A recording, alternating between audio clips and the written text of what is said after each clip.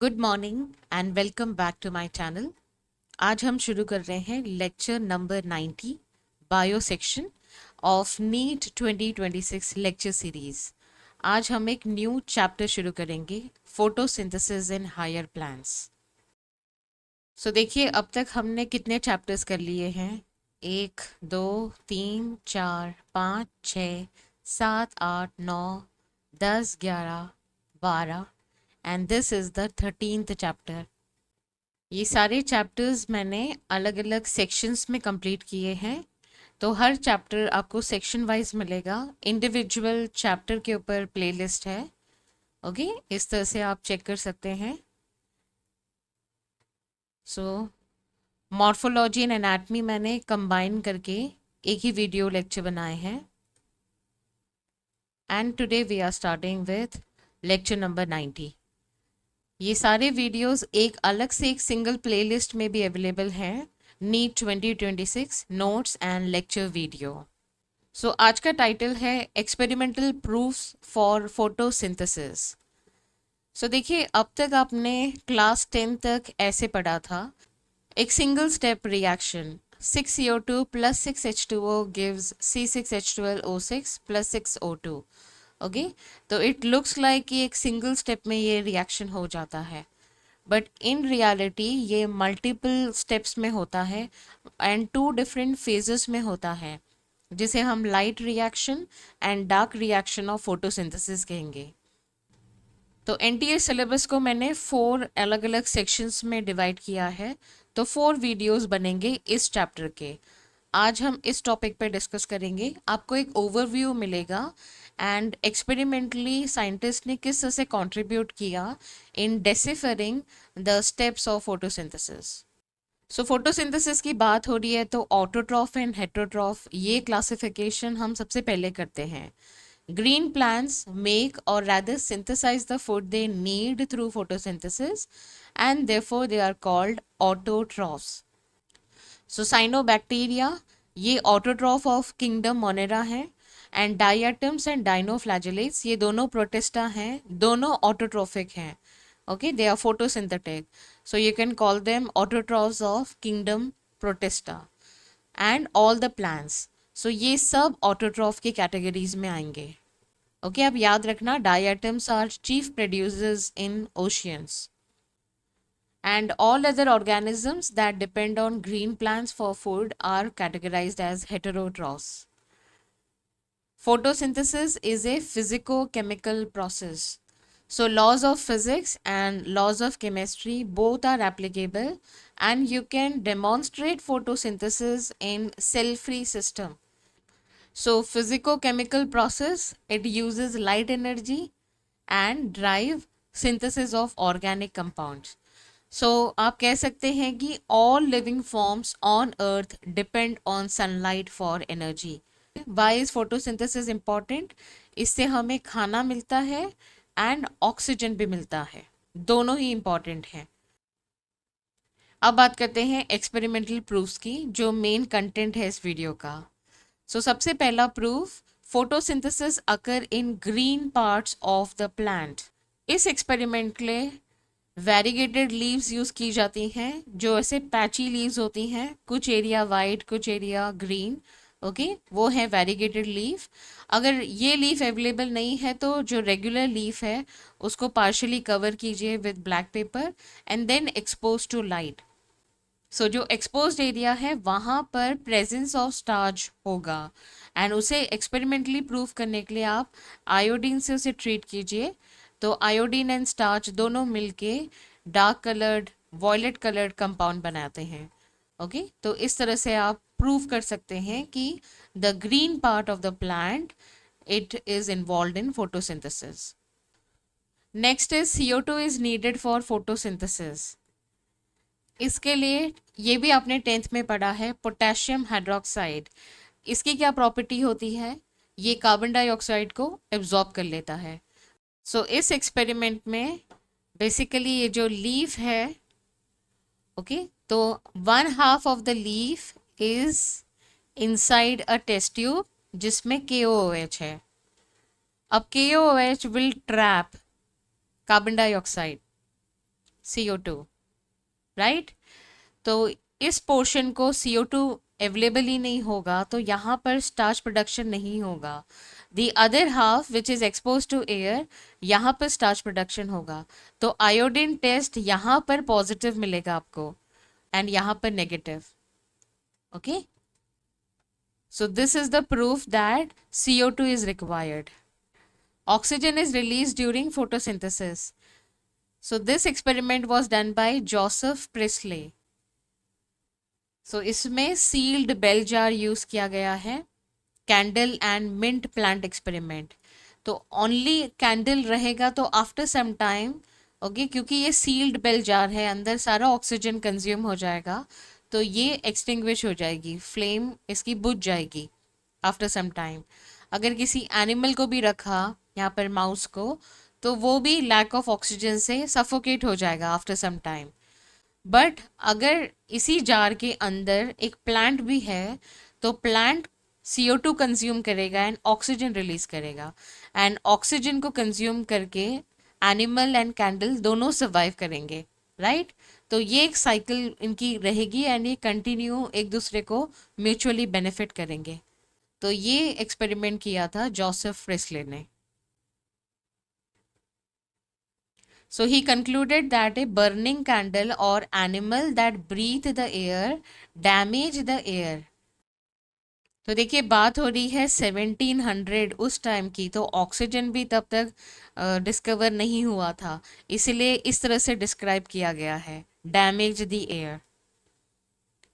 And mint plant, उसकी वजह से क्या हुआ, वो जो भी डैमेज हुआ था एयर वो रिस्टोर हो गया। सो एसेंशियली आज हमको पता है कि प्लांट्स ऑक्सीजन रिलीज करते हैं, तो इसीलिए जो डैमेज्ड एयर है वो फिर से रिस्टोर हो गई है।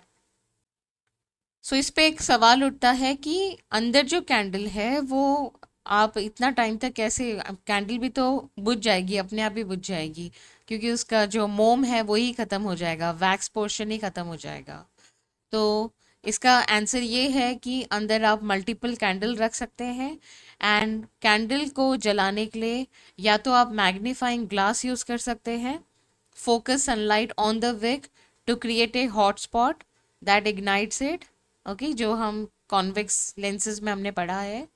एंड या तो एक हीटेड मेटल रॉड यूज़ करके, ओके, जो कि ग्लोइंग हॉट होगा, तो अगर वो टच कर रहा है विक को तो विक को वो इग्नाइट कर देगा। एंड थर्ड ऑप्शन है आप एक इलेक्ट्रिक स्पार्क से भी विक को जला सकते हैं। देन फोर्थ एक्सपेरिमेंटल प्रूफ था sunlight is needed for photosynthesis. So जो एक्सपेरिमेंट प्रेस्ले ने किया है उसी को आप अगर डार्क में रखिए और लाइट में रखिए तो आपको दिखेगा कि जब लाइट ही अवेलेबल नहीं है तो मिंट प्लांट रख कर के भी कैंडल बुझ जाएगी या माउस की डेथ हो जाएगी, राइट। तो इस तरह से उन्होंने शो किया इंगनहाउस ने कि लाइट इज नीडेड। एंड इसके अलावा एक और एलिगेंट एक्सपेरिमेंट इन्होंने डिज़ाइन किया था। इस एक्सपेरिमेंट में एक्वाटिक प्लांट, ओके, जब वो सनलाइट से एक्सपोज किया जाता है तो स्मॉल बबल्स बनते हैं around the green parts, while in the dark they did not. तो यहाँ पर जो ये एविडेंस मिला है स्मॉल बबल्स का, that is because of evolution of oxygen during photosynthesis. So ये दो एक्सपेरिमेंट से इंगनहाउस ने प्रूव किया कि sunlight is essential in photosynthesis. Then next experimental proof, glucose is produced in photosynthesis. तो इसका क्रेडिट मिलता है जूलियस वॉन सैक्स को।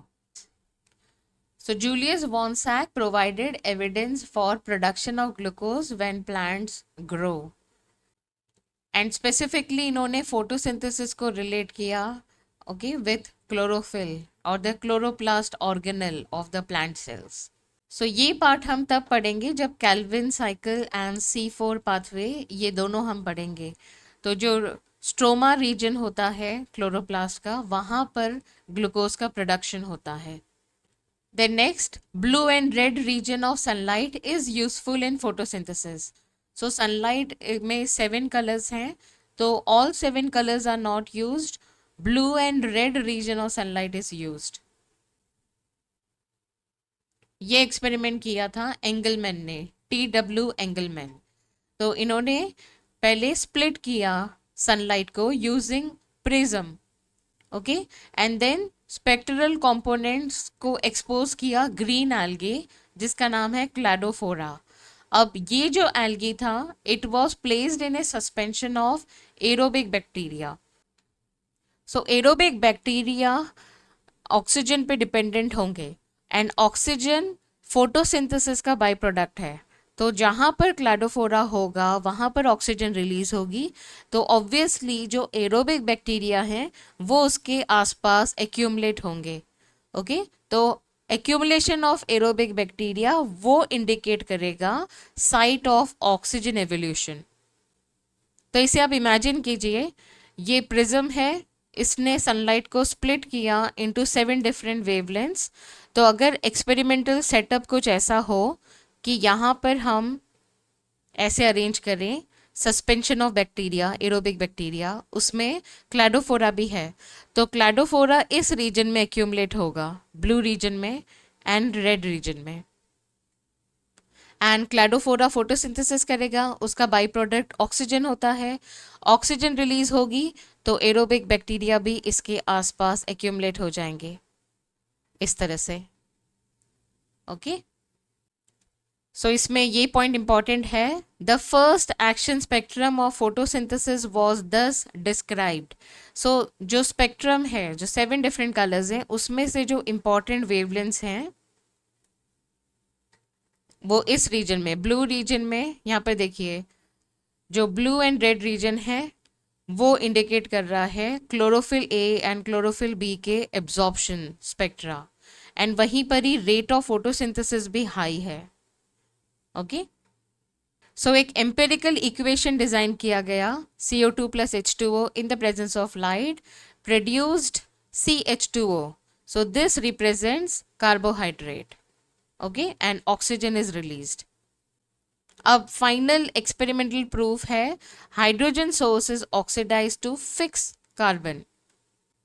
ये एक्सपेरिमेंट किया था कॉर्नेलियस वैन नील ने। He studied purple and green bacteria and showed that light-dependent reaction in which hydrogen from a suitable oxidizable compound reduces carbon dioxide to carbohydrate. So यहाँ से hydrogen release होंगे and वो hydrogen in the form of NADPH convert होंगे and वो reduction of carbon dioxide में help करेगा, okay. ये दोनों कॉन्सेप्ट्स हम पढ़ेंगे कल एंड परसों के वीडियोस में। फोटोफॉस्फोराइलेशन से यहाँ से जो हाइड्रोजन रिलीज होते हैं वो NADPH में स्टोर हो जाते हैं, एंड जो डार्क रिएक्शन है उसमें NADPH यूज करके कार्बन डाइऑक्साइड को रिड्यूस किया जाता है। So purple and green sulphur bacteria H2S use करते हैं, एंड जो ग्रीन प्लांट्स हैं वो H2O यूज करते हैं। ऑक्सीजन एंड सल्फर एक ही ग्रुप को बिलोंग करते हैं, ओके। तो आप कंपेयर कर सकते हैं, यहाँ पर H2S स्प्लिट होगा तो सल्फर रिलीज होगा या सल्फेट रिलीज होंगे, एंड जब ग्रीन प्लांट्स H2O यूज करते हैं तो H2O स्प्लिट होगा, ऑक्सीजन रिलीज होता है। तो वही रिएक्शन हम यहाँ पे शो करते हैं, oxygen is released. This oxygen is coming from water, not from carbon dioxide. Can you explain why 12 molecules of water as substrate are used in the equation given above? तो इसका reason यही है, 12 water molecules are required for 12 NADPH production and इससे 1 molecule of glucose produce होता है। So to summarize this video, ये अलग अलग साइंटिस्ट हैं, इनके नाम और उनके एक्सपेरिमेंटल प्रूफ। ये टेबल आप नोट कर लीजिए, इसे रेगुलरली रिवाइज करना। तो इसके साथ ही हमने ये सेक्शन कंप्लीट कर लिया है, कल हम बात करेंगे लाइट रिएक्शन की। That's all for this video. Thank you so much for watching my video and take very good care of yourself.